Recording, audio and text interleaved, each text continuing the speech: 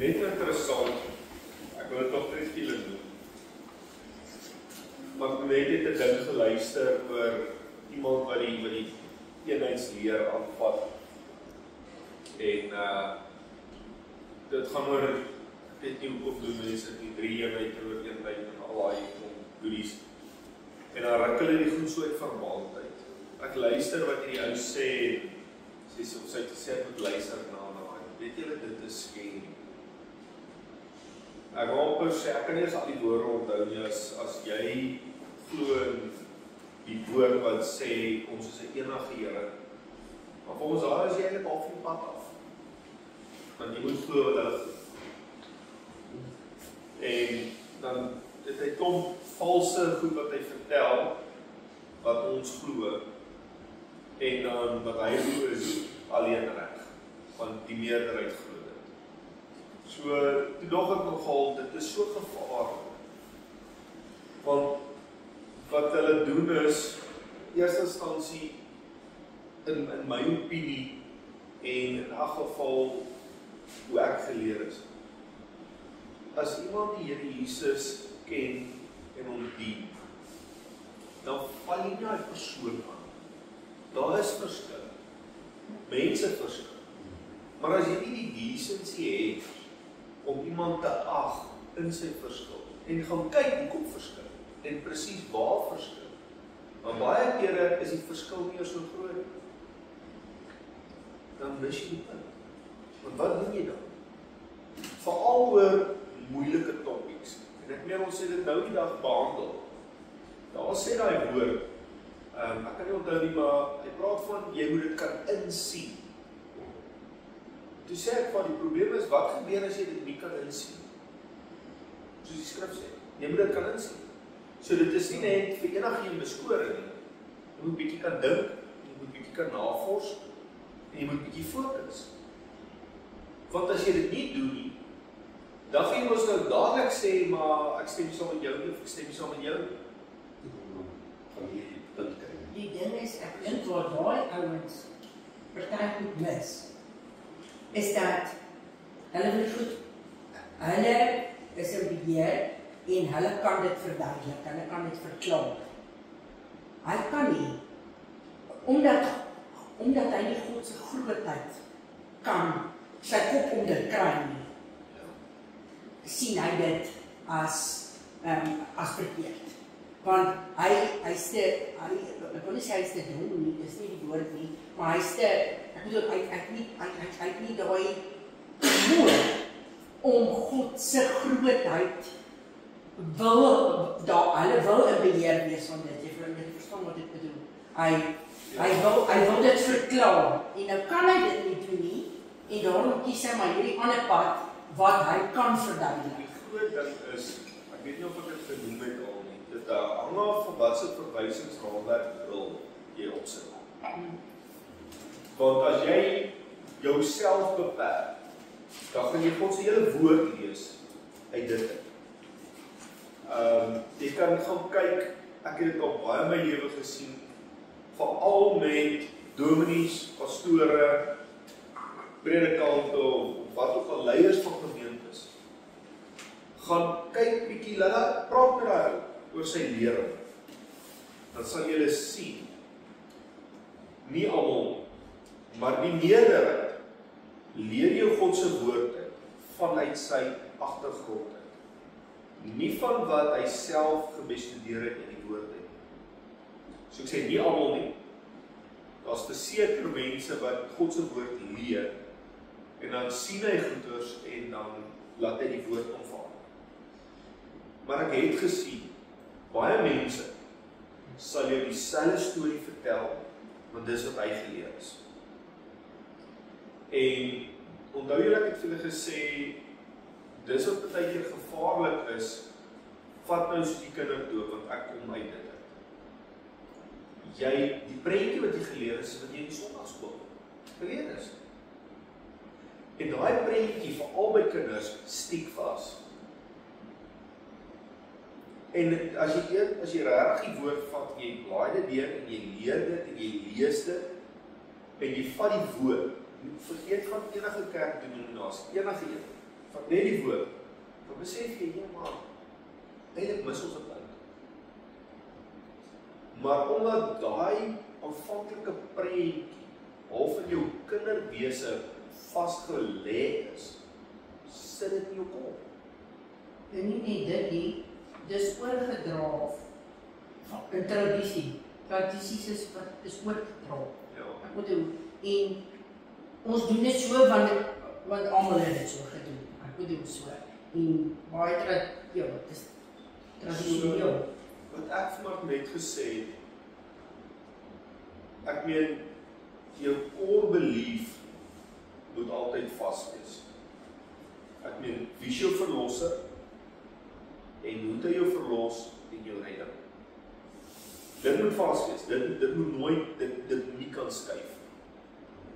Ek meen, jy moet weet, wie is Jesus, dat hy vir ons gesterf het, vir ons sonde, en ek meen, jy moes hom gekies het en aanvaar het en bely het. Ek meen, dit is dit, jy moet jou bekeer, daar's geen ander manier om te doen.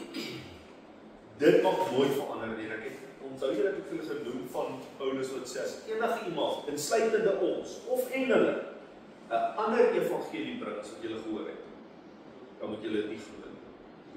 Want daai core belief moet nooit kan verander. En ek praat nie van as jy weet van die pad af glo, jy moet dit help nou nie, jy is ek weet nie wie ook al wat nie glo in die redding van Jesus nie. Dit is nou nie ter sprake, dit is ter sprake Of jy glo in God. Christelike redding. Ja. Dit moet nooit kan verander, want ek weet dit is vas. Maar dan moet jy jou oopmaak, laat God jou kan verander. Nie 'n kerkreël of iets nie, die woord van God. Want as jy dit nie doen, hoe gaan God jou enigiets leer? Want dan is jy nie oop vir dit. Dan is jy nie oop om te hoor wat God uit sy woord uitsê. En dis waar baie mense baie goed in hulle lewe mis, baie blessings mis, baie waarskuwings mis, want hulle maak hom net so. En ek sê nie, dis 'n slegte ding nie, want ek meen, jy moet nie jou ore uitleen vir iemand. Jy moet altyd, as iemand jou ietsie sê, dan toets jy dit teen die woord. So, daar is 'n paar beginsels. Jy kan nie net so oop wees en alles opslip nie, maar daar's mense wat dit ook doen. Wat elke liewe woord wat wie ook al spreek, kom profeet Pietie aan en uitgesê is dit, en ek meen, julle ken nou ons daardie Botha-sage wat ons laasweek oor gepraat het. Die dinge is so, moenie die ou gaan kruisig en goed. Luister wat sê. Of vat jy dit wat hy sê, dan weet jy dit. En dan kyk jy. So, want God bevestig sy woord. Alright, ons is terug, ons laasweek opgeëindig. Uiteindelik het ons 'n bietjie voor begin vanaand, ons kyk hoe ver kom ons, miskien kan ons dit ook nie klaar maak. Ja, ons probeer altyd vroeg wees, maar dan weet jy. Dit is maar net so 'n bietjie hier en daar. Die kuier. So ja, ons is by die regterhand van God. En julle kan onthou ons het laasweek daai hele ding deurgegaan en ons het nog nie regtig by die regterhand uitgekom nie, so ons gaan nou by die regterhand uit. Alright. So kom ons gaan verder, daai laaste paragraaf uit. Uit Bybelverklarings blyk dit duidelik dat die regterhand van God nie verwys na 'n bepaalde plek in die hemel nie, maar eerder na 'n posisie van gesag wat Jesus na sy opstanding ingeneem het. In die leerboek vir senior katekese van die Nederduits Gereformeerde Kerk, bladsy 196 staan: dit is natuurlik beeldspraak. Ons moet nie letterlik dink aan God se regterhand nie, maar dit is aardse woorde om 'n onbegryplike hemelse heerlikheid mee uit te druk. Ek moet vir julle sê, ek wil sê wow. Weet julle dit staan in daai boek van die NG Kerk, die senior katekisme. Weet jy hoeveel predikante glo dit nie eens nie? Hulle glo die regterkant of die regterhand is hier. Hy sit aan sy regterkant. Ja. Maar kyk wat leer jy eintlik? Ja. So dit is my point. Alright. In die Bybel word dikwels verwys na die arm van God en op verskeie plekke ook na God se regterhand. Moses beskryf die krag waarmee God sy volk uit Egipte uitgelei het deur God se arm. Eksodus 6 vers 5 lees as volg. Daarom sê aan die kinders van Israel, ek is die Here en ek sal julle onder die harde arbeid van die Egiptenaars uitlei en julle red uit hulle slawerny. En ek sal julle verlos deur 'n uitgestrekte arm en deur groot strafgerigte. Moses skets Israel se verlossing deur te verwys na God die verlosser wat sy arm van krag na die aarde uitsteek. Jesaja 63 vers 8b en 11 tot 12 staan die volgende. So het hy, dit is God, dan vir hulle 'n heiland geword. Toe het sy volk gedink aan die dae van die oudtyd van Moses. Waar is hy wat hulle uit die see laat optrek het, saam met die herder van sy kudde?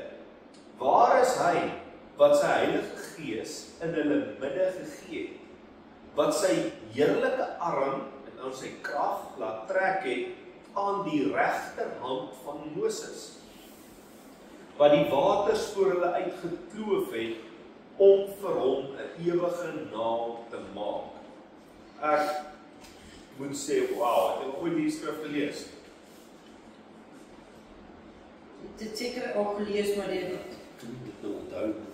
ja, Ek meen, iets wat jy soos party ander dinge wat jy wat dadelik by jou vassteek. ja, maar ek meen, en ek het dit al baie keer gesê, hoe akkuraat die skrif is. So het hy dan vir hulle 'n heiland geword. Dis Jesaja wat dit skryf. Dis voordat Jesus gekom het. Nou, as ons van Jesus praat, ek meen ons liedjies, 'n heiland is vir ons gebore. God is ons heiland. Ek meen, ek kan nie eens daai liedjies al onthou van die heiland nie. As ons liedjies oor die heiland wat praat van Jesus. Hier kom Jesaja en hy praat van God. Dis Ou Testament. En hy sê, so het hy dan vir hulle 'n heiland geword.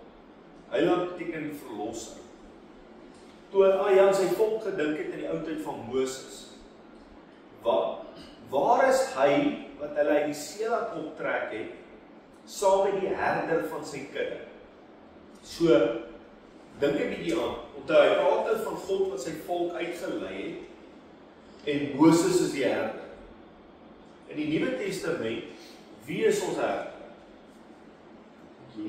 Jesus Christus. En hy is ons heiland.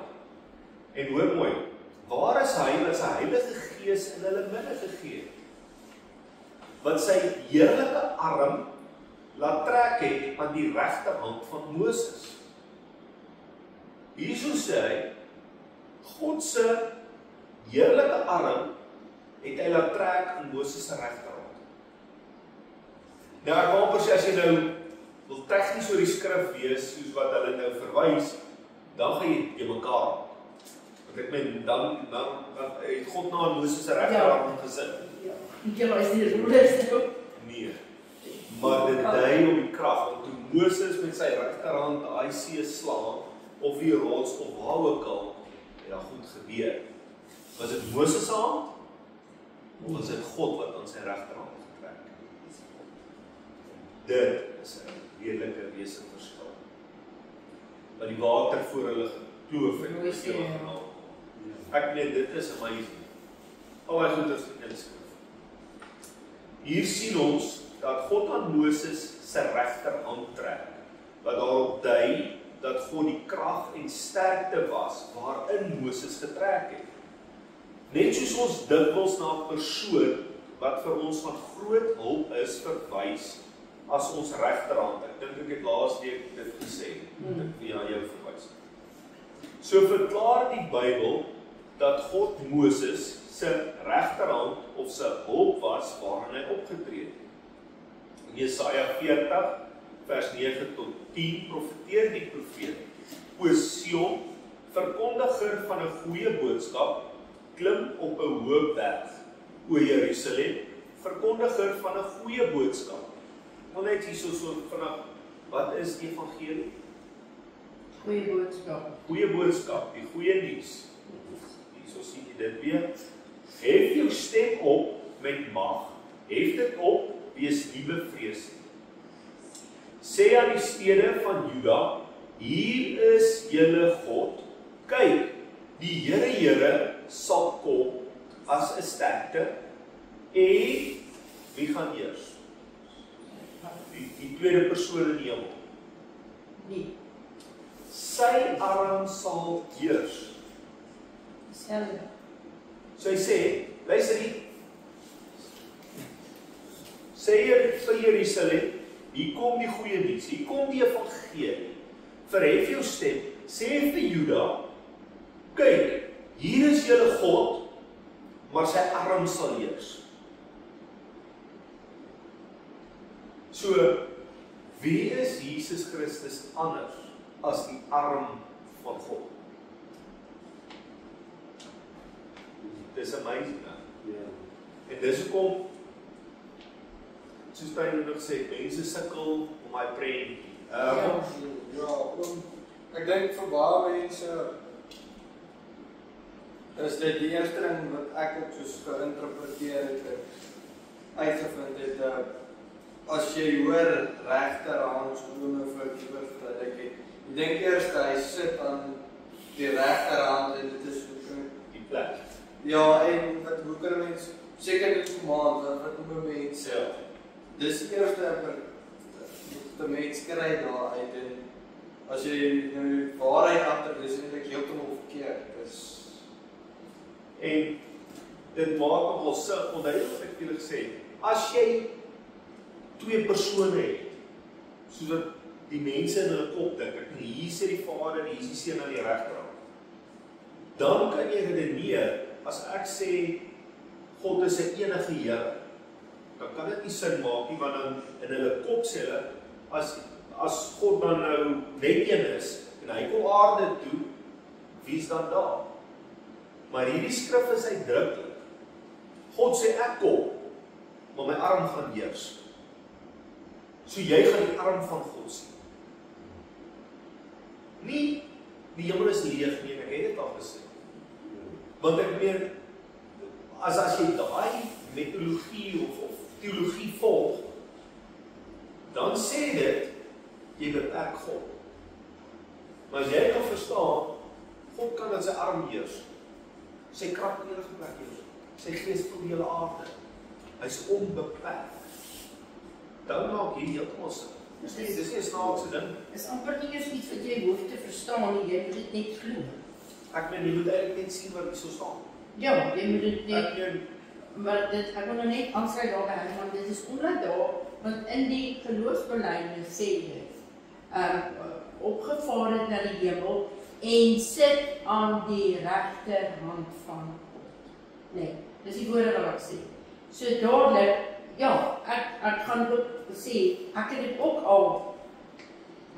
nooit raar verder gedink nie, maar jy dink dadelik, hy is nou aan die regterkant van, hy is aan die regterkant van God, in steede van, omdat dit daar sê, en hy sit aan die regterhand van God.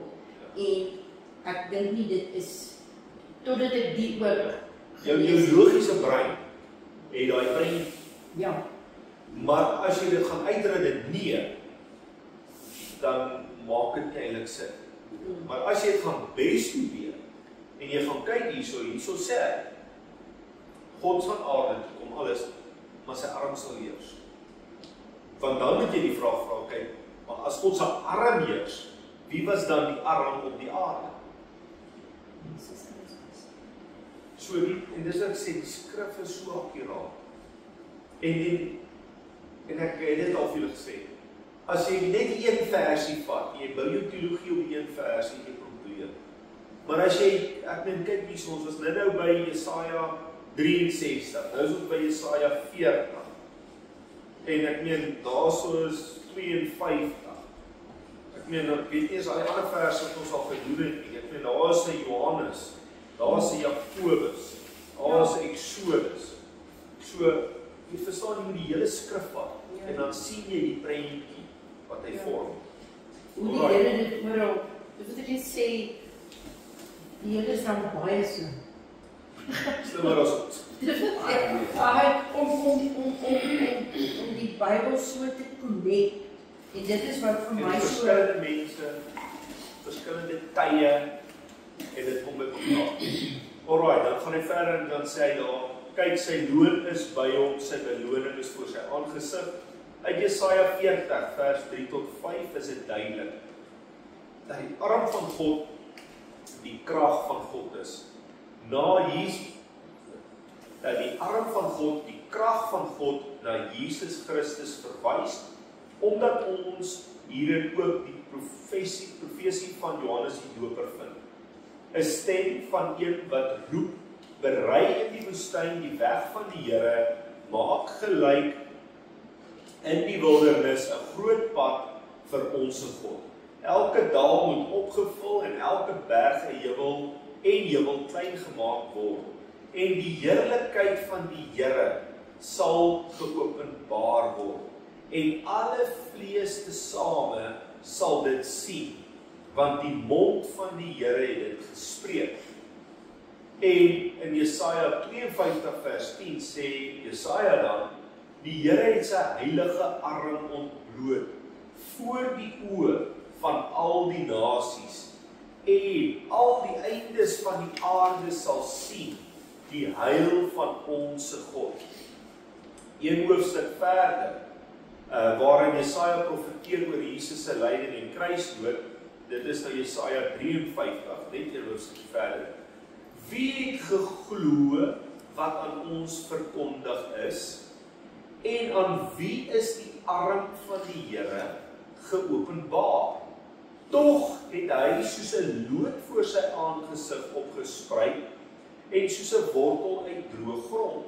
Hy het geen gestalte of heerlikheid gehad, dat ons hom sou aansien nie, en geen voorkoms, dat ons hom sou begeer nie. Ek meen, almal weet hierdie verwys direk na Jesus Christus.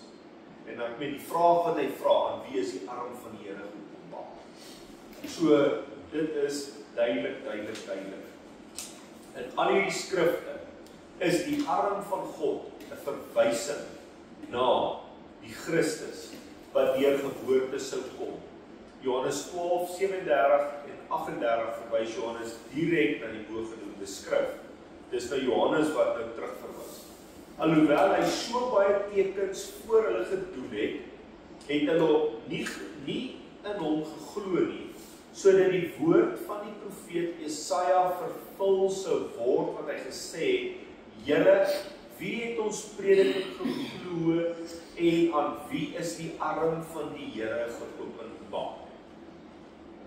So sien julle, ons praat van honderde jare en die skrif match en hulle verwys kruis na mekaar. Alright.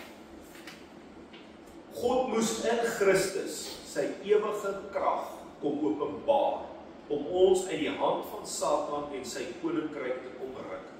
Jesaja 59 vers 15 tot 16 sien ons dat daar vir God geen ander opsie was om self te kom om die mens te verlos nie. Ja, die waarheid word vermis en die arbeid van die kwaad word geplunder. Toe het die Here dit gesien en dit was verkeerd in sy oë dat daar geen reg was nie. En hy het gesien dat daar niemand was nie en hom verbaas dat niemand tussen beide tree nie. Niemand as 'n middelaar optree. Daarom, omdat daar geen mens te vind was wat hierdie taak kon doen nie, het sy arm hom gehelp en sy geregtigheid het hom ondersteun. Ek meen, nou is ons al Jesaja 59. Dis nou nog 'n paar hoofstukke ver. Ek meen, wat hy hierso sê, God het gekyk na die chaos op die aarde. En hy het gesien, nee wat, daar's niemand wat iets doen nie. Daar's niemand wat die verlossing kan bewerkstellig nie. Toe sê hy, okay, laat ek kom, laat ons dan nou tussen beide kom. En dan sê hy dat sy arm het hom gehelp en sy geregtigheid het hom ondersteun. Dan gaan ons nog verder, Jesaja 63, bevestig hy die vers. En ek het uitgekyk, maar daar was geen helper nie. En ek het my verbaas, maar daar was niemand wat ondersteun nie. Toe het my arm my gehelp en my grimmigheid het my ondersteun. Romeine 3 vers 10, 12 en 23 sê Paulus dat daar geen mens is wat voor God regverdig is nie. Hy gaan verder deur te sê alle mense voor God afvallig is. Onder die mensekinders was daar geen persoon voor God te vind wat hy kon gebruik om as middelaar in te tree. Jesaja 41 sê God aan Israel: Wees nie bevrees nie, want ek is met jou. Kyk nie angstig rond nie, want ek is jou God. Ek versterk jou, ook help ek jou, ook ondersteun ek jou met my reddende regterhand. Markus 16:9. Dan sê dat Christus in die hemel opgeneem is en gaan sit het aan die regterhand van God. Dui hierdie posisie wat hy ingeneem het op 'n posisie van krag en nie op 'n plek langs die troon van God. Ek meen uit al hierdie verse is dit duidelik dat dit nie op 'n posisie dui nie. Daar's nie 'n plek hier reg gemaak. Ja, dis nie aan die regterkant nie, dis aan die regterhand. So, in Openbaring 4 vers 2, as julle nie verstaan nie, Herman, Lieber, dan moet jy my stop en vir my vra en Herman. Ja. Beskryf Johannes die visioen van die hemel. En dadelik was ek in die gees, en kyk, daar staan 'n troon in die hemel, en een sit op die troon. So as die regterhand van God na 'n plek verwys, moes daar nog 'n troon in die hemel vir Jesus gewees het. In Stefanus se verdediging voor die owerpriesters sê hy in Handelinge 7 vers 47 tot 49. En Salomo het 'n huis vir hom gebou, maar die Allerhoogste woon nie in tempels wat met hande gemaak is nie. Soos die profeet sê, die hemel is my troon en die aarde die voetbank van my voete. Hier sien ons weer die verwysing na 'n enkelvoudige troon. In vers 55 sê die Bybel dat Stefanus vol was van die Heilige Gees. Terwyl hy sy oë na die hemel ophef, sien hy die heerlikheid van God en Jesus wat staan aan die regterhand van God. In vers 56 verklaar Stefanus terwyl hulle hom stenig wie hy sien. En hy het gesê, ek sien die hemele geopen en die seun van die mens aan die regterhand van God staan. So en ek weet, hierso is dit duidelik wat baie mense die teendeel wil bewys, na die posisie. Dan sê hulle, maar kyk, hier staan dit dan. Hier staan Stefanus en hulle stenig hom en hy sê, daar sal sien ek die hemel geopen en daar staan Jesus aan die regterhand van God. Right, so kom ons kyk. Al die stellings met betrekking tot die regterhand van God beteken net dat Jesus deur God verhoog is en van nou af sit as koning, verlosser en regter van die hemel en aarde, van waar hy sal kom om die oordeele te voltrek. So in Handelinge 2:33-35, nadat hy dan deur die regterhand van God verhoog is en van die Vader die belofte van die Heilige Gees ontvang het, het hy dit uitgestop. Want wat julle nou sien en hoor, want Dawid het nie in die hemele opgevaar nie, maar hy self sê, die Here, die Here het gespreek tot my Here, sit aan my regterhand, totdat ek u vyande gemaak het, 'n voetbank van u voete. Ons sien dat Lukas dit 3 hoofstukke verder weer beskryf, Handelinge 5:30 en 31. Die God van ons vaders het Jesus opgewek, wat julle omgebring het, deur hom aan 'n kruishout hang. Hom het God as leidsman en verlosser deur sy regterhand verhoog, om aan Israel bekering en vergifnis van sonde te skenk. So as jy nou hierdie verse net so lees, hierdie in die Nuwe Testament, sonder enige kennis van die Ou Testament, dan hoe waarskynlik is dit dat dit vir jou op 'n posisie gaan dui en nie aan die krag? Ja, ja, want ek het nou juist ingesit en dit wat ek gelees het, dit kan baie verwarrend.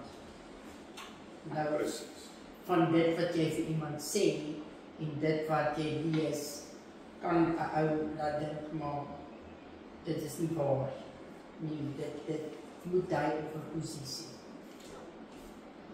So, dis wat ek sê, as jy net hierdie gaan lees, dan kan jy 'n ander begrip volg.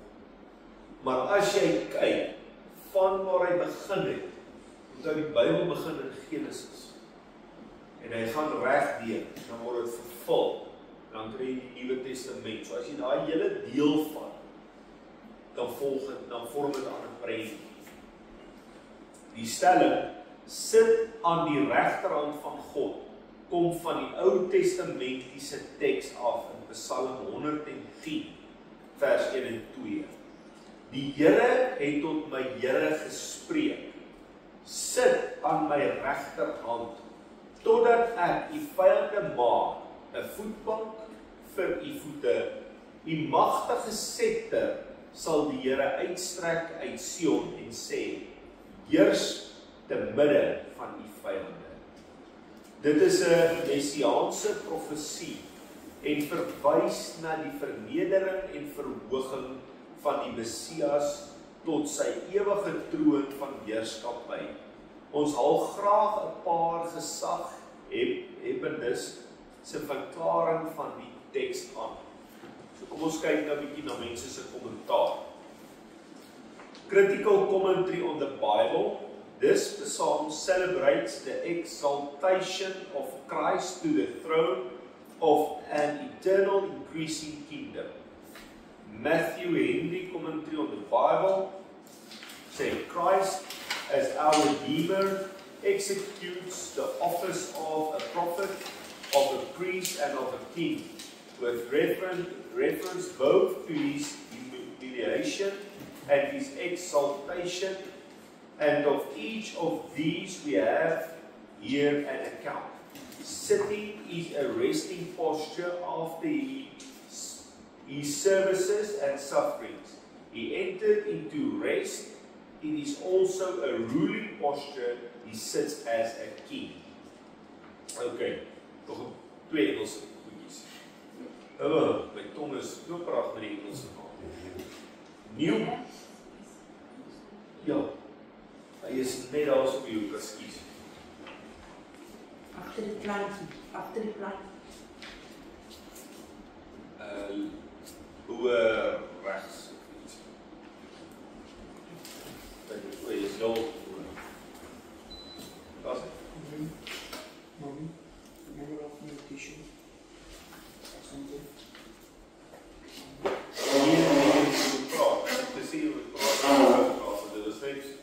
Nou het ek gevoel die huis is bietjie warm.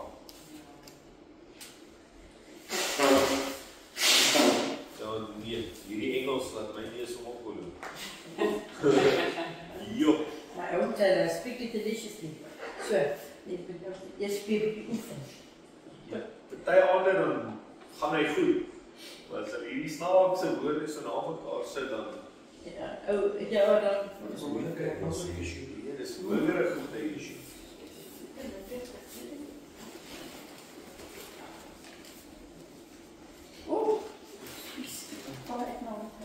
Alright. Dan sal ons aangaan. Jy kan hoor New Bible Commentary. It is not to be understood here literally of the heavenly session, but signifies rather exaltation to the highest honor. Pulpit Commentary, volume 18, bladsy 221. Som die visioen van Stefanus as volg op. Sitting at the right hand of God is the usual attitude ascribed to our Lord in token of his victorious rest and waiting for the day of judgment. So Christus in die volbringing van sy goddelike roeping op aarde sit vir ewig aan die regterhand van God. Sy bloed en sy middelaarskap is ewigdurend. 1 Petrus 3:18 sê, want Christus het ook eenmaal vir die sonde gelei, hy die regverdige vir die onregverdiges, om ons tot God te bring.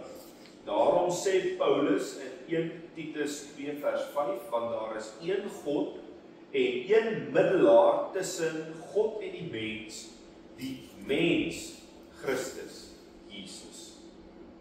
So, dit bring nogal 'n redelik ander dinamika, as jy besef, God het die verlossingswerk kom doen, as jy hier nou vat met sy arm, met sy krag,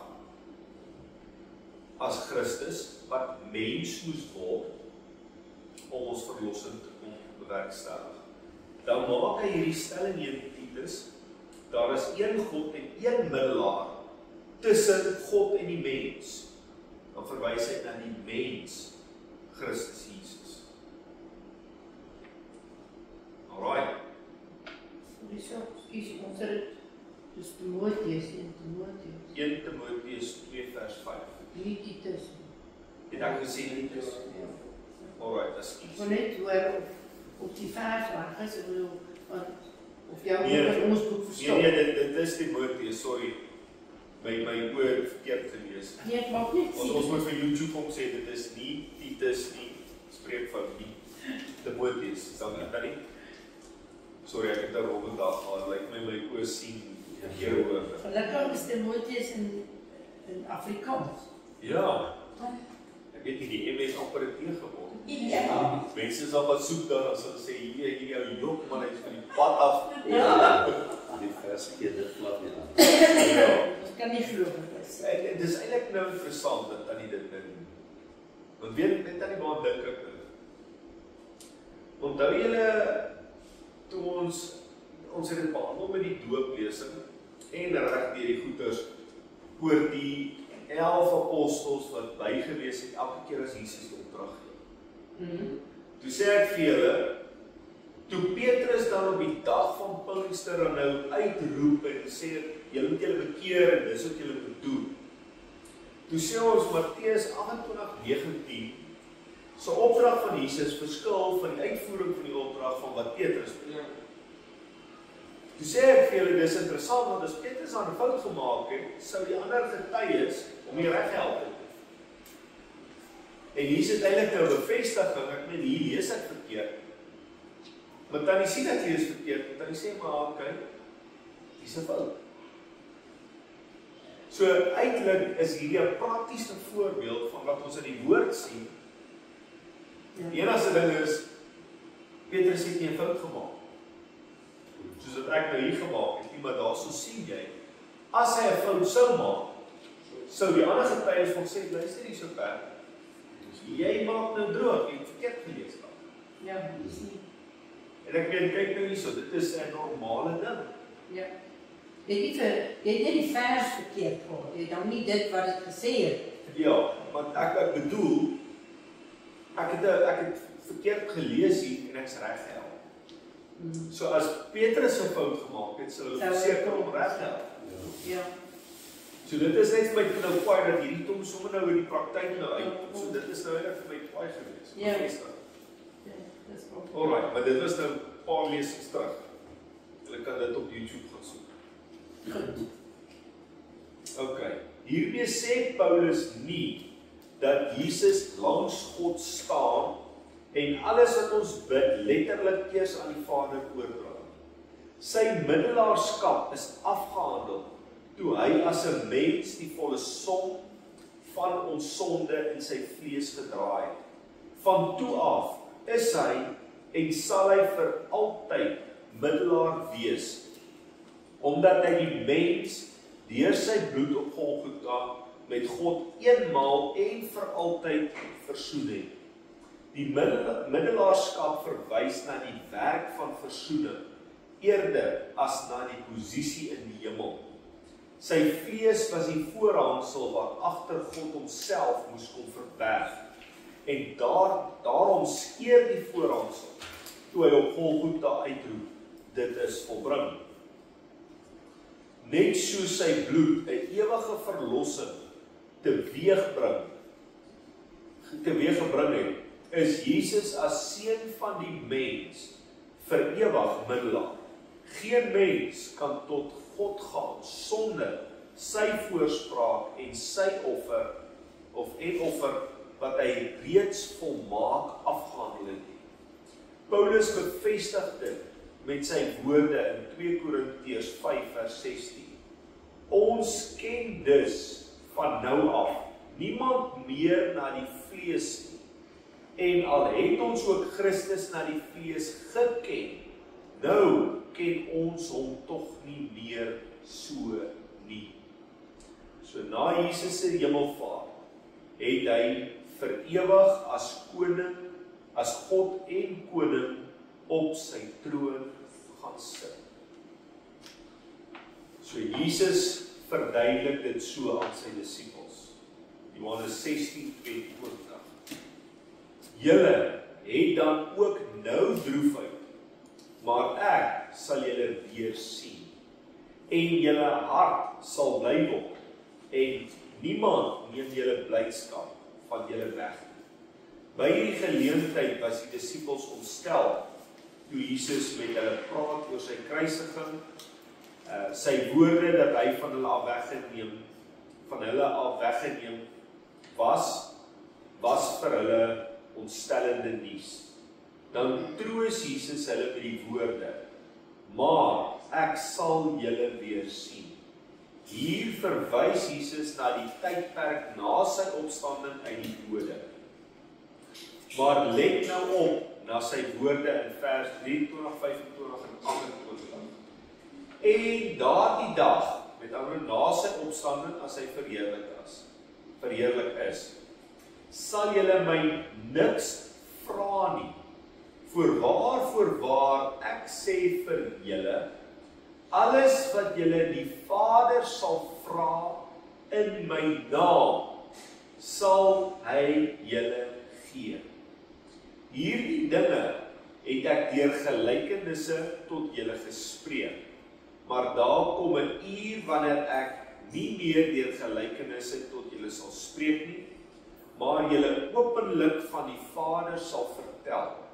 In daardie dag, met ander woorde na sy opstanding, sal julle in my naam bid, en ek sê nie vir julle dat ek die Vader aangaande julle sal vra nie, want die Vader self het julle lief, omdat julle my lief gehad het en geglo het dat ek van God uitgegaan het en ek van die Vader uitgegaan en in die wêreld gekom, weer verlaat ek die wêreld en gaan na my Vader. So hierdie vers is 'n mondvol. Maar as jy hom net bietjie mooi lees, dan sien jy daar's eintlik soveel diepte daarin. So kom ons kyk gou. Hy sê in daardie dag met haar na sy opstanding, sal julle my niks vra nie. So met ander woorde, so jy gaan nie meer, nou praat jy met Jesus, dan praat jy met die Vader, of jy sê vir Jesus sê vir die Vader, dis wat hy hierso sê, voorwaar, alles wat julle die Vader sal vra, in my naam. So, as jy tot God bid, dan bid jy in die naam van Jesus, en dis ook kom ons sê, as ons afsluit, ons bid dit in die naam van Jesus, want dis wat hy hierso sê. Jy moet dit in sy naam vra. Sal hy julle gee, en dan praat hy verder, en sê, al hierdie dinge van die Vader, het ek deur gelykenisse tot julle gespreek, maar daar kom 'n uur, wat ek nie meer deur gelykenisse sal spreek nie, maar julle openlik van die Vader sal vertel. In daardie dag, sal julle in my naam bid, en hoor wat sê, en ek sê nie vir julle, dat ek die Vader aangaande julle sal vra. So dis duidelik. As dit nou 2 mense was, en jy bid vir Jesus, dan moet hy ons nou vir die volgende persoon sê, luister hierso, kyk hoor wat sê Koos. Koos vra nou dit. Maar hy sê, ek sê vir julle, dat ek dit nie sal doen nie. En dan sê hy, hoekom? Want die Vader self het julle lief, en omdat julle my lief gehad het, en glo, dat ek van God gegaan het, van God uitgegaan het,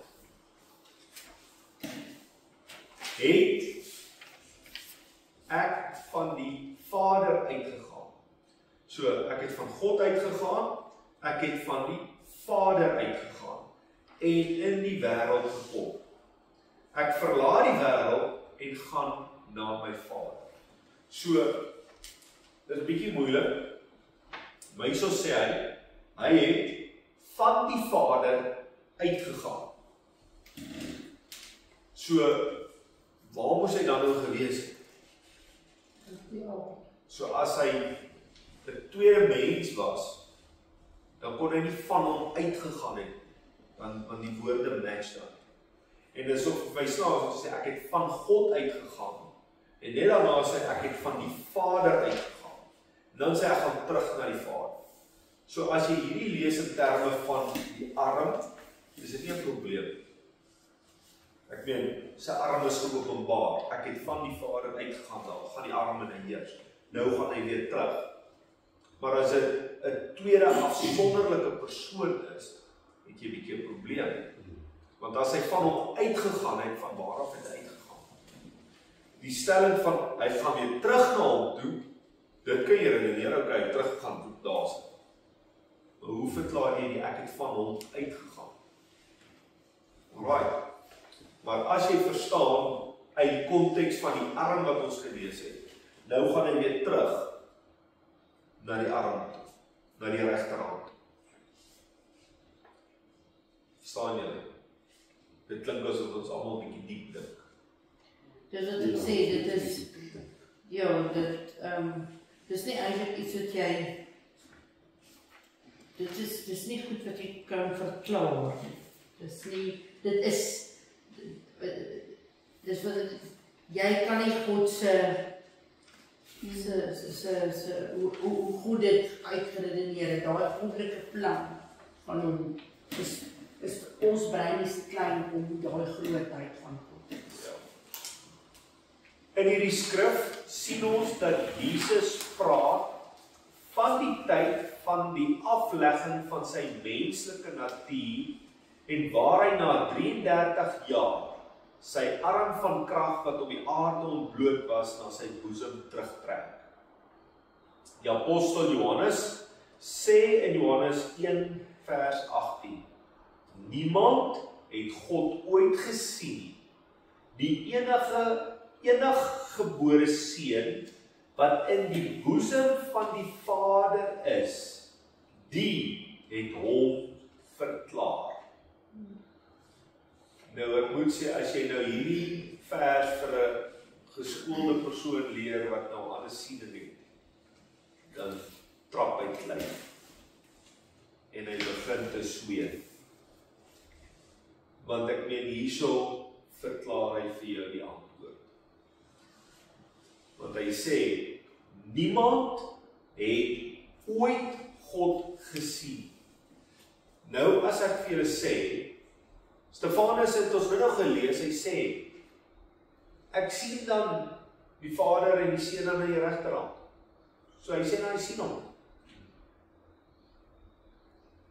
Maar as jy verstaan, die enige gebore seun, wat in die boesem van die Vader, met ander woorde in die hart van die Vader is, het hom verklaar. So Jesus was nie net die arm van God, die krag van God nie, maar hy is ook liefde, want God is liefde. So hy die hart, en ek wil ons verwys na liefde as die hart. So hy het ook God se liefde, hy het God se hart vir ons kom wys. In Matteus 11:27 sê Jesus, alles is aan my oorgegee deur my Vader, en niemand ken die Seun behalwe die Vader. Ook ken niemand die Vader nie, behalwe die Seun.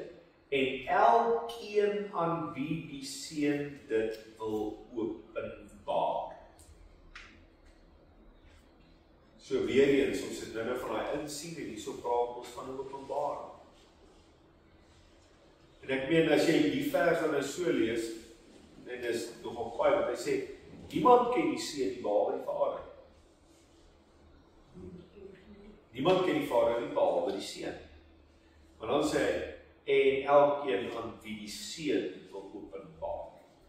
So kennis met betrekking tot God is genade uit God se eie hand. Hy openbaar homself aan wie hy wil. En ek meen, dink nou net aan Paulus, daarso gaan hy vervolg Jesus. Hy vervolg die kerk. En God openbaar, Jesus openbaar homself aan Paulus. En hy sê, my God. En dan word Jesus Christus, jy beskryf sy God. Maar hy wil doodmaak, want hy het nie gesien dat hy God is. En die volgende oomblik verskuif sy hele perspektief in daai openbaring. Ons sien dat selfs Filippus al hierdie dinge nie mooi kon verstaan. In Johannes 14 vers 6 tot 11 staan en Jesus antwoord hom: Ek is die weg en die waarheid en die lewe. Niemand kom na die Vader behalwe deur my nie. As julle my geken het, sou julle my Vader ook geken het. En van nou af ken julle hom en het julle hom gesien. Ek meen, imagine nou dit. Want as jy 'n ander perspektief het, moes die Vader nou in die hemel gewees het. Maar hier sê Jesus vir hulle, luister jy, julle ken hom en julle het hom gesien. En hoor wat antwoord Filippus. Filippus sê vir hom, Here, toon ons die Vader, en dit is vir ons genoeg. Jesus sê Filippus, julle het hom gesien. Filippus sê, okay, wys hom vir ons. Dan sê Jesus vir hom, ek is so lank al by julle, en het julle my nie geken nie, Filippus? So wat sê Jesus eintlik? Ek is nog hier op wat hier. Die Vader staan voor jou. Ja, is nog weer op het by julle. Het jy hom nie geken nie? Het jy my nie geken nie? Hy wat my gesien het die Vader gesien. En hoe sê jy, toon ons die Vader? Glo jy nie dat ek in die Vader is en die Vader in my nie? Die woorde wat ek tot julle spreek, spreek ek nie uit myself nie, maar die Vader wat in my bly, hy doen die werke. So as jy dit lees, dan verstaan jy die vleeslike natuur en die goddelike natuur. Hoe kan julle dit sien? Daarom as ons, daai stuk wat ons gelees het, is toe hy gekruisig is, hy sê, dis volbring, dat die voorhangs op geskeer het. Dis hoekom ons ook sê, dat die vlees van Christus was die voorhangsel. Want hierso sê hy, ek is in die Vader en die Vader in my. So God is binne in hom. God ons Vader is binne in Christus. So hy het self gekom. So jy sien die mens, Filippus sien die mens, hy sê Here toon ons die Vader. Maar Here Jesus sê nie wat, jy moet binne my kyk, ek is by jou. Vader is in my en ek is in hom. Hierdie verklaar Jesus, dat dit God se krag is, wat tydens sy vleeswording in hom regeer. En ek wil julle tog herinner, onthou nou net waarmee ons besig. Ons is besig met die regterhand, ons is besig met die krag. So vir 33 jaar en in besonder die laaste 3 jaar, 3,5 jaar, demonstreer Jesus aan die wêreld hoe 'n mens lyk wat onder God se heerskappy funksioneer. Daarom sê hy in Johannes 5 vers 19, voorwaar, ek sê vir julle, die seun kan niks uit homself, met ander woorde in sy vlees doen, tensy hy die Vader, sy goddelike natuur, goddelikheid, dit sien doen nie. U is my seun, vandag het ek self u gegenereer, sê Psalm 2 vers 7. So, soos ons die verse lees, begin hierdie goed vir julle sin maak. Want onthou julle in 'n call het julle vir myself iemand het gesê, dis moeilik om in jou kop daai onderskeid te tref. Maar as jy nou begin, wat ek meen, ons het genoem, hoe kan Jesus vir sy Vader bid? Julle hoor wat ek sê. Daai vraag het iemand nie gevra. Ja, ek het gevra, want hy het gesê, want hy is volkome mens gewees. Ja. Maar hy is ook volkome God. So as jy nou dit verstaan, maar jy verstaan ook, dis die arm van God. En jy verstaan ook, hy is die voorbeeld vir ons gewees. Maar met die goddelike natuur binne in hom, dan maak dit heeltemal sin. Of nog. Ek sê mos, dit is eintlik te groot om dit te... Ek dink dit is moeilik om dit vir iemand wat glad nie glo nie, te verduidelik. Dit is baie moeilik, want ons het nou 'n paar keer gelees. Dit is 'n openbaring. Verbonde. Dis 'n verbondening. Ja. So, dit is ek as iemand nie oop is om die hele woord te lees, dan gaan hulle sukkel. Herman, staan jy? Ek sê Ja. Hoe weet jy so nog daar? Johanna? Is jy hier? Ja. Alright. Jy sien, hy is daai wat all in one. Alles. Hy is all in one. Ek bedoel, en al hierdie goedertjies, dit lyk of dit aparte aspekte is, maar dit is nie. Jy weet nou nie, dit is die sleutel. Jy kan die goed nooit losmaak. Net soos wat jy nooit Jesus Christus kon losmaak van sy gesag en sy autoriteit. Jy kan nie die bloed en die verlossing en die kruis en daai goed skei nie. Alles is ingeweef in mekaar. Jy kan nie die een hê en nie die ander een. Jakobus sê, toon my die werke, toon my geloof. Jy kan nie die geloof en die werke skei van mekaar. Alhoewel die werk jou nie red, maar geloof sonder werk is ook nutteloos. So jy kan nie roem op werke, maar jy kan nie geloof hê en die werke doen nie. So dis ingeweef in mekaar. Toe ek nou vanmôre luister na daai vorige, het jy daar gepraat van 'n created God, wat ons behandel en hierdie is vir my net 'n duidelike, of dit bewys van daai God is not created.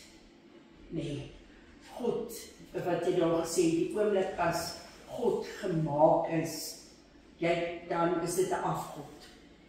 Dan kan jy kan nie in so 'n God glo nie, want dit is iets wat gemaak is deur iemand. En hierdie is net vir my, dis nie, God is not created.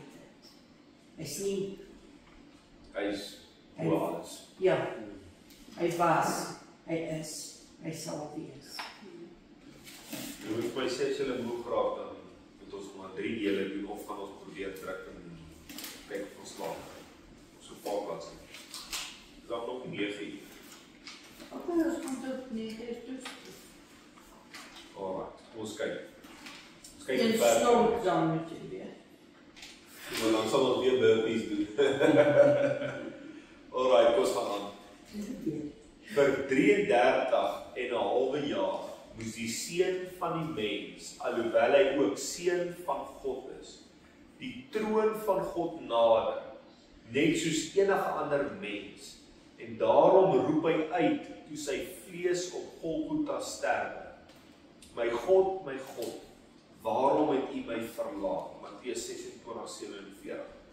Die oomblik toe die sonde van die wêreld op sy skouers kom, het die Gees van God die liggaam verlaat, wat geen sonde geken het nie.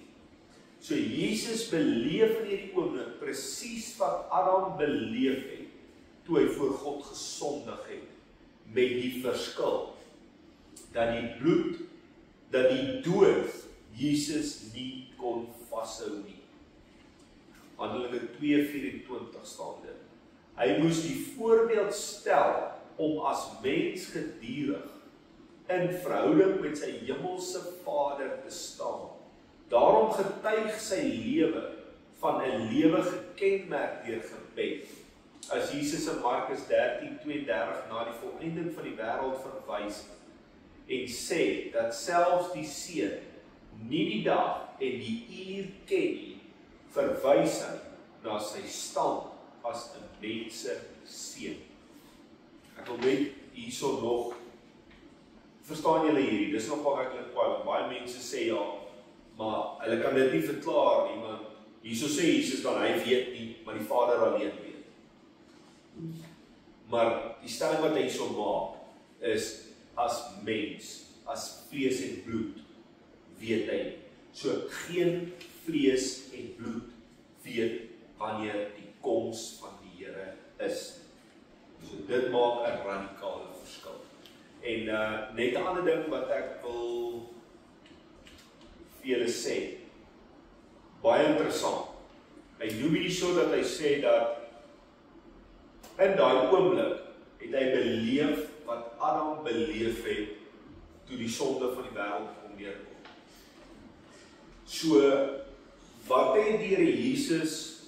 wat het God aan die begin van die skepping vir Adam en Eva gesê, of Adam gesê, as jy eet van hierdie vrug, gaan jy die kennis kry van goed en kwaad. Ja, maar wat het hy gesê wat gaan gebeur? Wat het God vir hom gesê? Jy gaan sterf. So, onthou net, hulle het gedink, aanvanklik, jy gaan fisies sterwe, maar God het gesê, jy gaan geestelik sterwe. Right? So, hier kom weer Jesus, die tweede Adam, en die sonde van die wêreld kom op hom neer.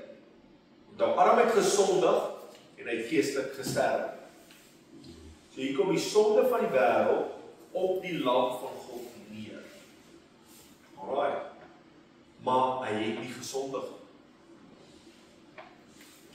So die dood het deur die sonde gekom. Julle is met.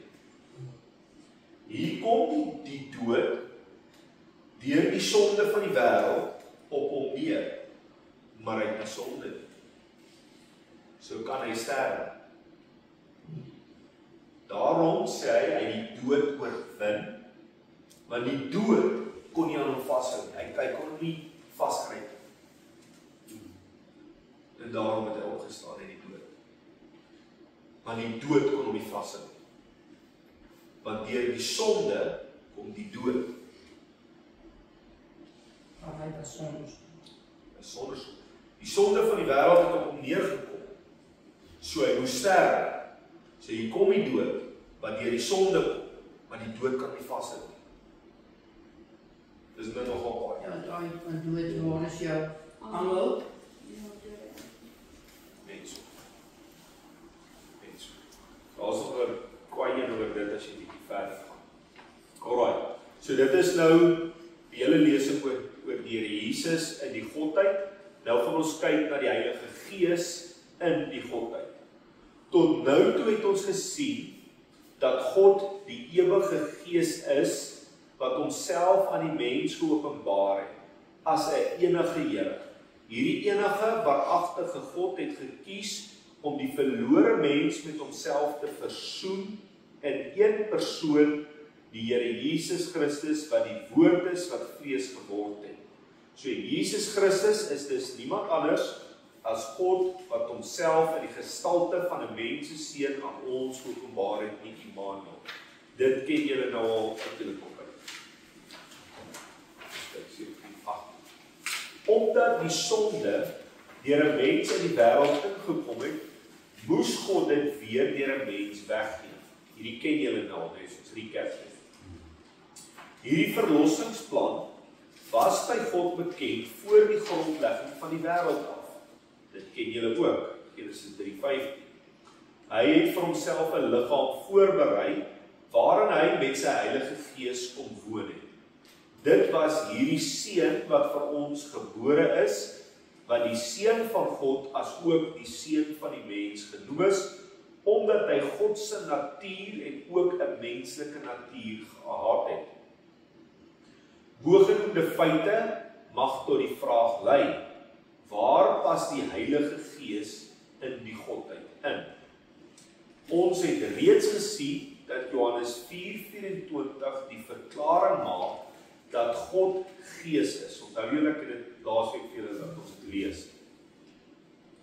In Genesis 1:2 sien ons dat dit God die ewige Gees is wat tydens die skepping op die wêreldvloed gesweef het. Alhoewel die Bybel God dikwels aan ons beskryf ten opsigte van menslike eienskappe, soos God se hand, Psalm 119 vers 73, God se oë en sy hart in 2 Kronieke 7:16 en ander ook met menslike handelinge, soos byvoorbeeld God het gewandel, Genesis 3 vers 8, God het neergedaal en die toring gesien, Genesis 11 vers 5, as ook deur menslike emosies, soos byvoorbeeld God is jaloers, Exodus 20 vers 5, hy het berou gehad, Genesis 6 vers 6, kan ons nooit sê dat God in wese beperk is tot menslike eienskappe nie. Ons noem hierdie beskrywings antropomorfisme, Afrikaners. Morfisme is iets wat sagter bestel word. Ek moet sê, hierdie is 'n verskriklike woord. Dit is vreeslik.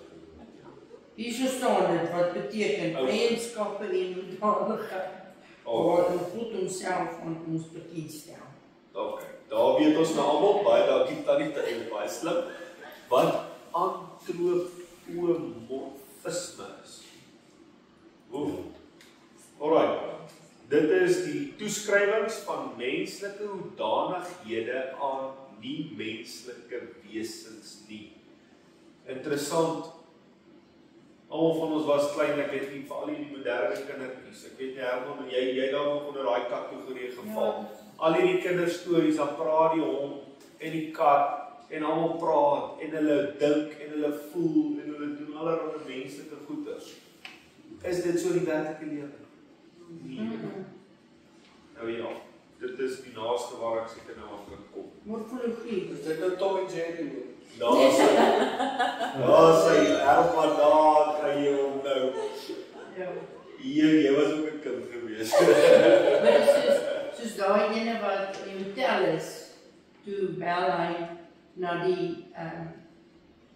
ontvangs toe, en hy sê vir hulle, my Engels is not that good, but do you know Tom and Jerry? Hy sê yes, Tom and Jerry the cartoon. Hy sê yes. Hy sê Jerry is in my room. Can you please send somebody to help me? Jerry, I say for Tom with. I say, can you bring Tom to of wat ook al sê, kan jy help me so daar sê. Ja. Okay, so dit is nou nog net interessant. Ek meen as jy dit nou so lees en dis weer eens in jou menslike brein wil die mens baie maklik God beperk tot 'n persoon, 'n mens met 'n prentjie van hy voel, hy sien, hy hoor, hy sit alles. Maar as jy die Bybelse beskrywing van God vat, God as 'n wese, dan kan jy hom nie beperk tot dit nie. Alright. So dis eintlik wat ons hierso sê.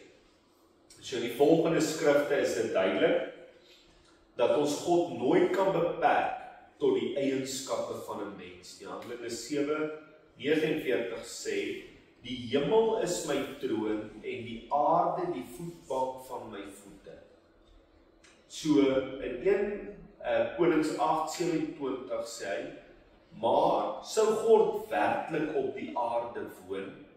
Kyk die hemel, ja die hoogste hemel kan u nie bevat nie.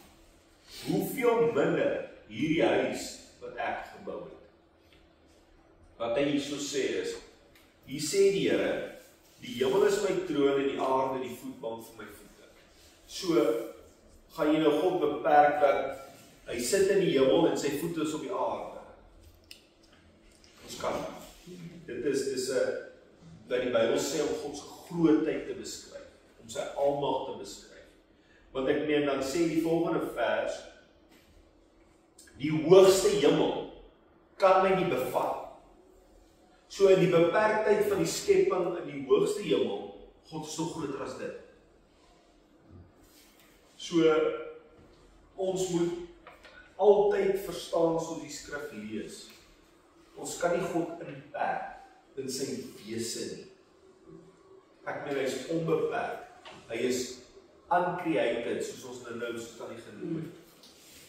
Omdat God gees is, kan ons God nooit beperk tot menslike omskrywings en siene nie.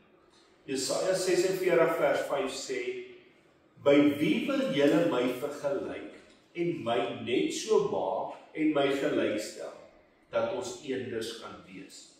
Omdat God gees is, kan ons hom nooit met iemand of iets anders vergelyk nie, want God het geen gelyke nie.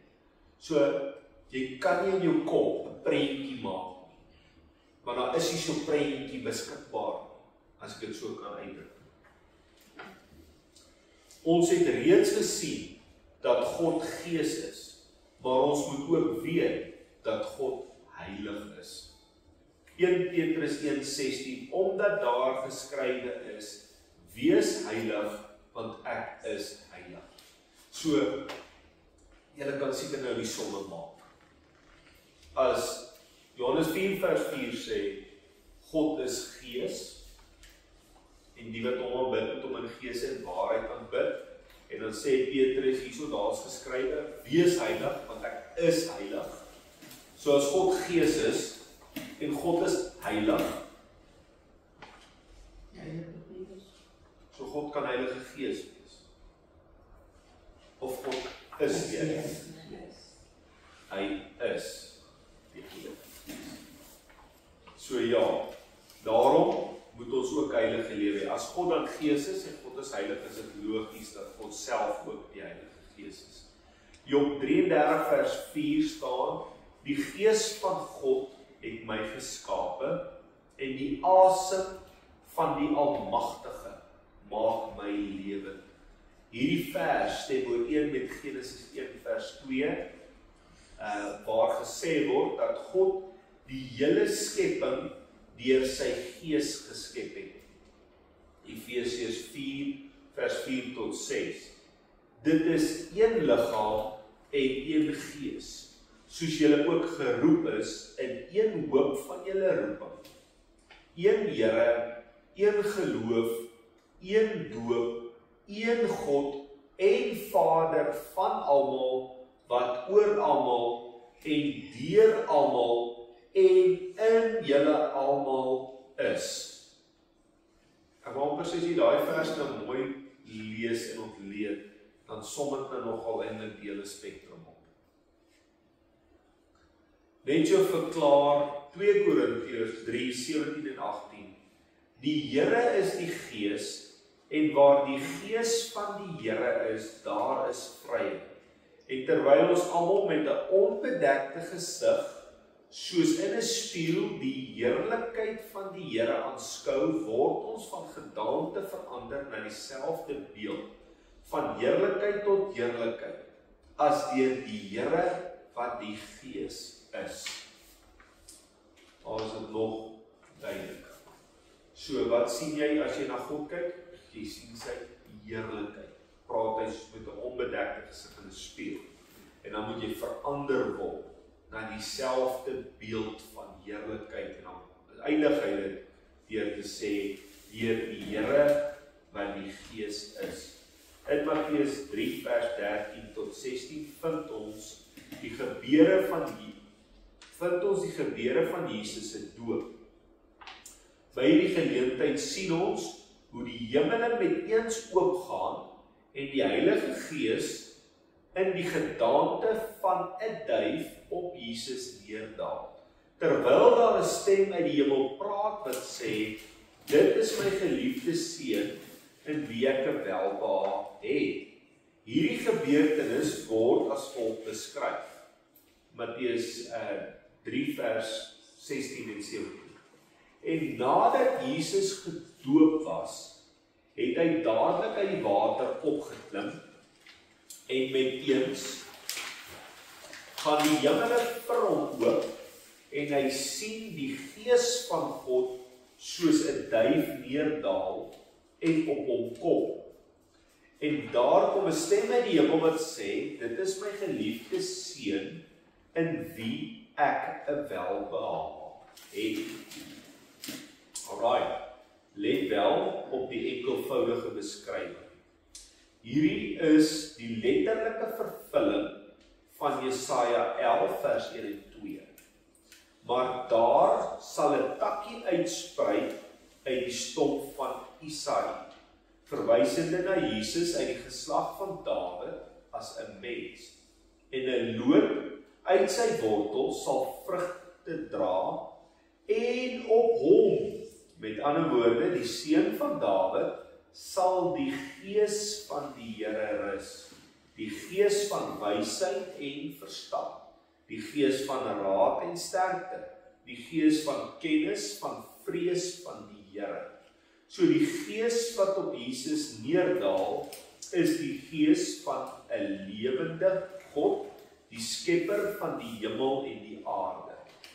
God sê in Jesaja 42 vers 1, daar is my knegt, met ander woorde, Jesus as mens, wat ek ondersteun, my uitverkorene, in wie my siel 'n welbehae het. Ek het my Gees op hom gelê. Hy sal die reg na die nasies uitbring.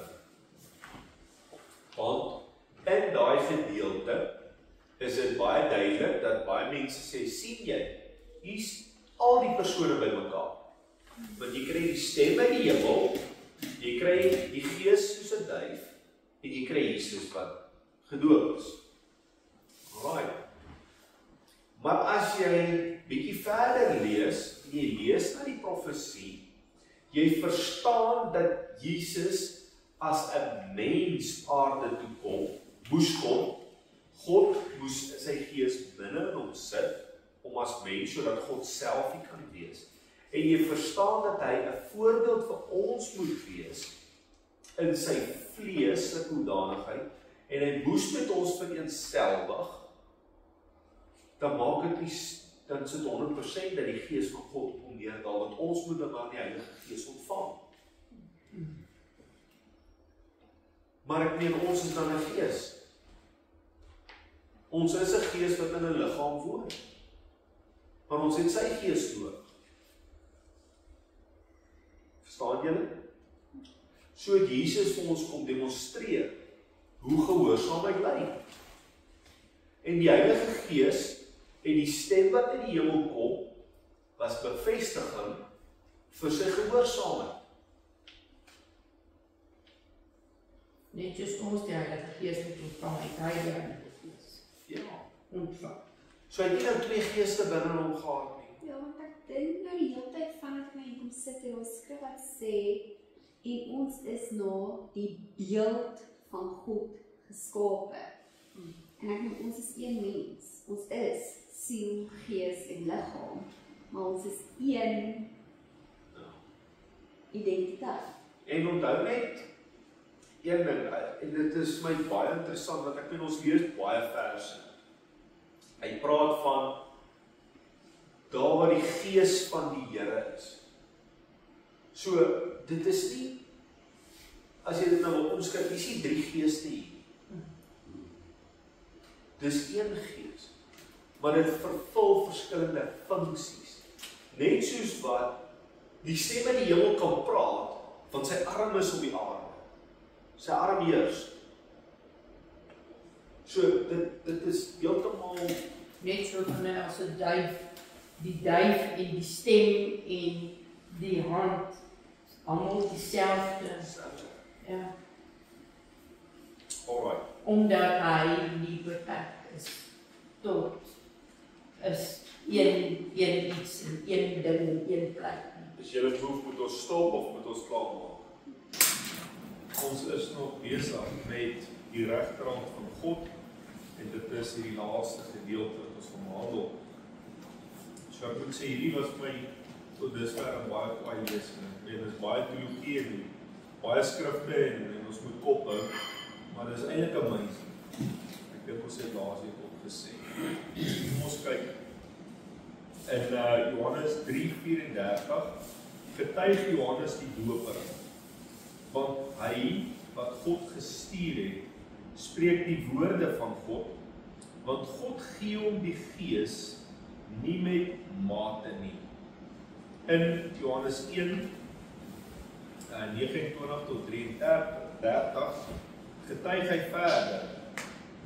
Die volgende dag sien Johannes Jesus na hom toe kom en hy sê, daar is die lam van God wat die sonde van die wêreld wegneem.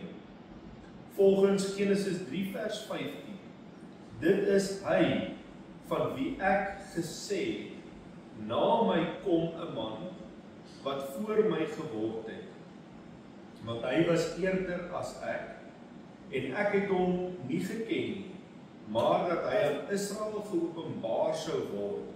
Daarom het ek gekom en met water gedoop. En Johannes het getuig en gesê, ek het die Gees soos 'n duif uit die hemel sien neerdal, en hy het op hom gebly. En ek het hom nie geken nie, maar hy wat my gestuur het om met water te doop, hy het aan my gesê, op wie hy die Gees sien neerdal en op hom bly, dit is hy wat met die Heilige Gees doop.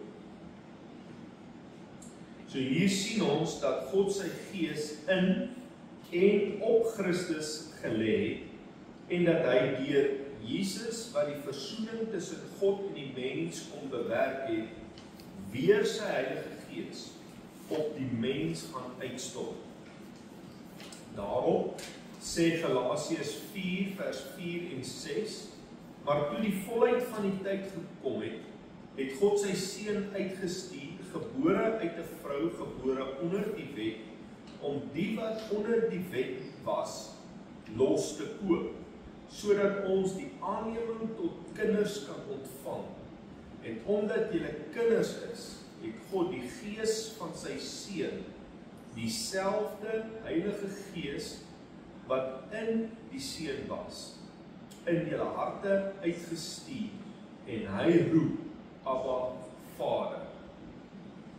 In Galasiërs 3:13 en 14 sê Paulus dat die doping met die Heilige Gees die seun van Abraham is wat ons deur geloof ontvang. Christus het ons losgekoop van die vloek van die wet deur vir ons 'n vloek te word, sodat die seun van Abraham na die heidene kan kom in Christus Jesus. En dat ons die belofte van die Gees, met ander woorde die Heilige Gees, deur die geloof kan ontvang. Ok, so hier is nogal 'n redelike hoop goed wat ons hierso van praat.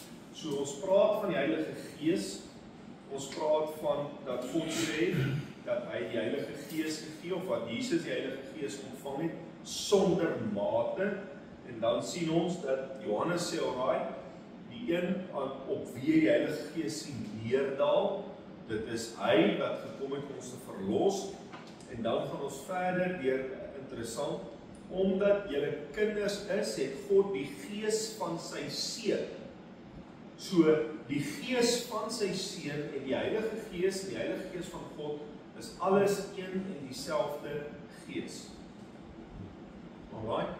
So daar so sien jy, en dit is die skrif wat Nieuwkerk ook vir ons gelees het, so 'n paar lesings terug, wat hy praat van die seun van Abraham, wat na die heidene kan kom in Christus Jesus, nadat ons die belofte van die Gees deur geloof ontvang.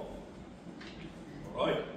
Hierdie belofte op Pinksterdag, hierdie belofte is op Pinksterdag vervul. Ons sien dat Petrus na hierdie gebeure opstaan en die navraag oor die uitstorting van die Heilige Gees wat so pas plaasgevind het, so verduidelik. Handelinge 2 vers 14 tot 17. Onthou julle daai vorige gedeelte, dink ek, dat klomp Jode gekom en gesê, wat is dit? Wat is dit wat gebeur? Want hulle hoor hoe hulle in allerlei tale spreek, elkeen in sy eie taal, en dan noem hy daai hoop tale wat hulle gespreek het. Dan sê hulle, maar is almal wat hierso is nie Hebreërs nie. En dan was daar 'n ander groepering mense gewees wat gesê het, ag nee, hulle is vol soetbyt, hulle is gesê. Alright. Maar toe staan Petrus op en hy praat met hulle. So Petrus het opgestaan met die 11 en sy stem verhef en hulle toegespreek. Joodse manne en almal wat in Jerusalem woon, dit moet julle weet. So dit kan jy maar onderstreep, want dit is redelik belangrik. Dit moet jy weet. En luister na my woorde. Hierdie mense is tog nie dronk, soos julle dink nie. Want dit is nog maar die 3de uur in die môre.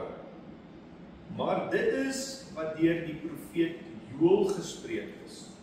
In die laaste dae spreek God, sal ek van my gees uitstort op alle vlees. En julle seuns en julle dogters sal profeteer, en julle jongelinge sal gesigte sien, en julle ou mense sal drome droom. So, mense, julle moet dit weet, dat die Heilige Gees van God het gekom, en dis beskore vir elkeen wat glo. So dit wat Adam en Eva verloor het in die tuin van Eden na die sondeval is herstel. Dit moet julle weet. Alright. In en deur Christus word ons nie net met God versoen nie, maar God kom woon nou met sy Heilige Gees in elke mens wat uit hom gebore is. En nou kan julle ook verstaan, want ons kom nou deur die hele koninkrykswoord en die verklaring van die woord koninkryk, die plek waar die koning regeer, en julle weet nou, wie is die plek waar die koning wil regeer? So dit is elke mens wat hom aangeneem. So daar sien jy. So God wil binne in ons woon. Hy wil 'n verhouding met elke individu hê wat hom aanneem. In Johannes 14, 19 en 20 sê Jesus, nog 'n klein tydjie en die wêreld sien my nie, meer nie, maar julle sien my, omdat ek lewe en julle sal lewe. In die dag na sy opstanding sal julle weet dat ek in my Vader is, en julle in my, en ek in julle. Hier sê Jesus, dat dit hy is, wat in ons bly, en vers 25 en 26 sê hy verder, dit het ek tot julle gespreek, terwyl ek by julle bly, maar die Trooster, die Heilige Gees wat die Vader in my naam sal stuur, hy sal julle alles leer en sal julle herinner aan alles wat ek vir julle gesê het. So net om 'n bietjie 'n nota te neem.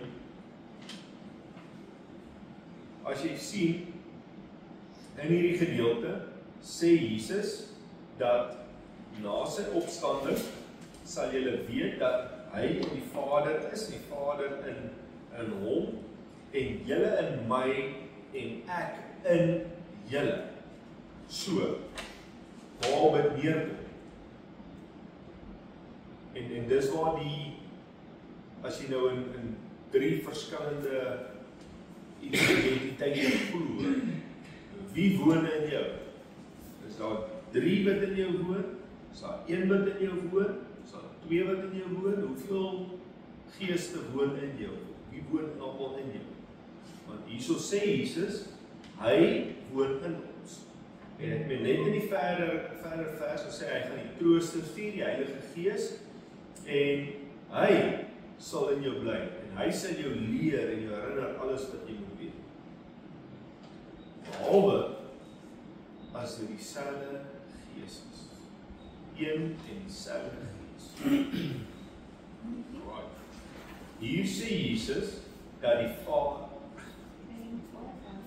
nee, ek sal veel help.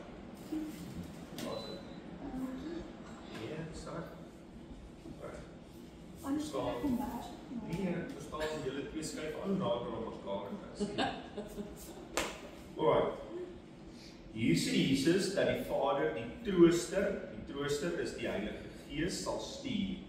In Matteus 3 vers 11 het Johannes die Doper gesê dat Jesus die mense met die Heilige Gees gaan doop. So as daar 3 persone in die Godheid is, kan hierdie stellings verwarrend wees. Omdat ons kan vra, wie stuur nou die Heilige Gees? Want in Johannes 16 vers 7 sê Jesus, maar ek sê vir julle die waarheid. Dis vir julle voordelig dat ek, met ander woorde, in sy menslikheid, in sy menslike hoedanigheid, weggaan, want as ek nie weggaan nie, sal die Trooster nie na julle kom nie. Maar as ek weggaan, met ander woorde na sy hemelvaart, sal ek kom na julle stuur. In Johannes 7:37 en 39 verwys Jesus na die feit dat die Heilige Gees nog nie uitgestort was. En op die laaste dag, die dag van die groot fees, het Jesus gestaan en uitgeroep: as iemand dors het, laat hom na my toe kom en drink. Hy wat in my glo, soos die skrif sê, strome van lewende water sal uit sy binneste vloei. En dit het hy gesê van die Gees wat die sou ontvang wat in hom glo. Want die Heilige Gees was daar nog nie, omdat Jesus nog nie verheerlik was. Right. Van dat God sy Gees van die mense in Eden onttrek het, was daar tot op hierdie stadium nooit weer 'n koöperatiewe inwoning van God in die mens nie.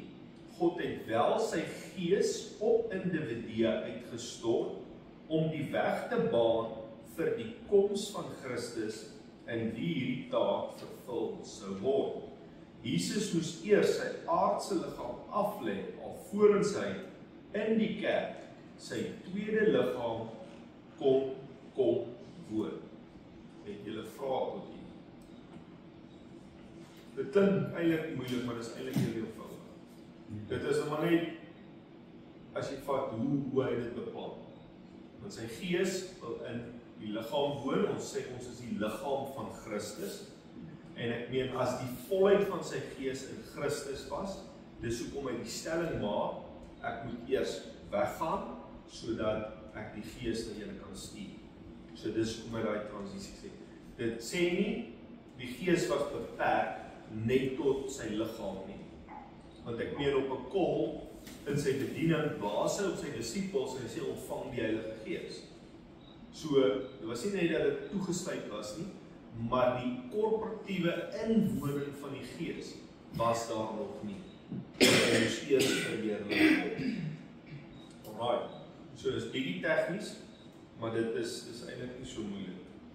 So in Johannes 14:23 beloof Jesus dat hy na sy kinders terugkom. Jesus antwoord en sê vir hom, as iemand my liefhet, sal hy my woord bewaar en my Vader sal hom liefhê. En ons sal na hom toe kom en by hom woning maak. Hier vind ons weer eens die meervoudige vorm in die beskrywing van God se grootheid. Jesus se woorde moet egter gelees word in die lig van vers 25.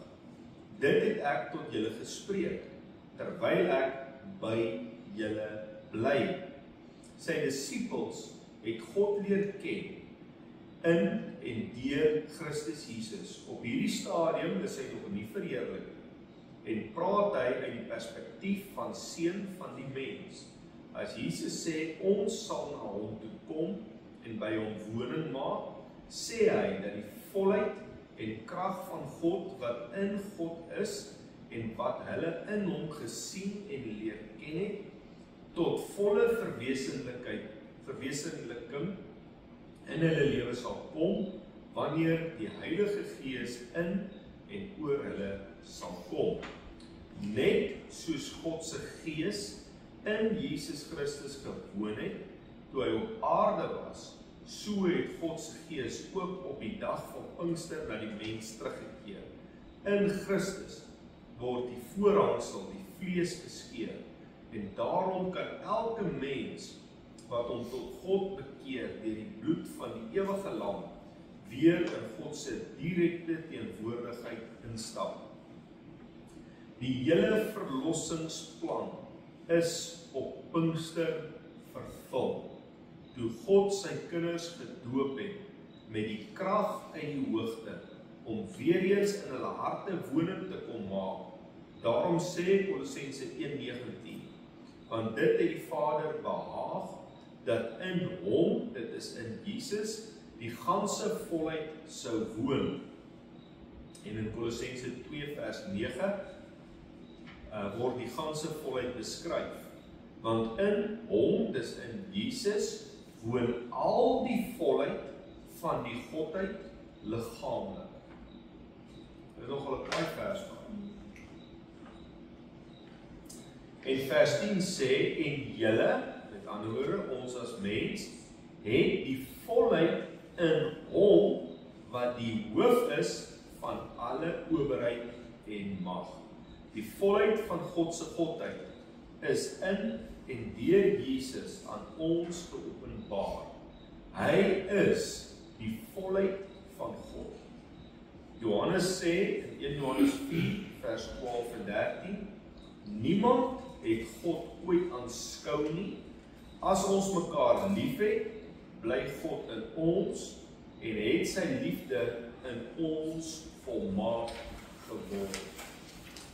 Hieraan weet ons dat ons in hom bly en hy in ons, dat hy ons van sy Gees gegee het.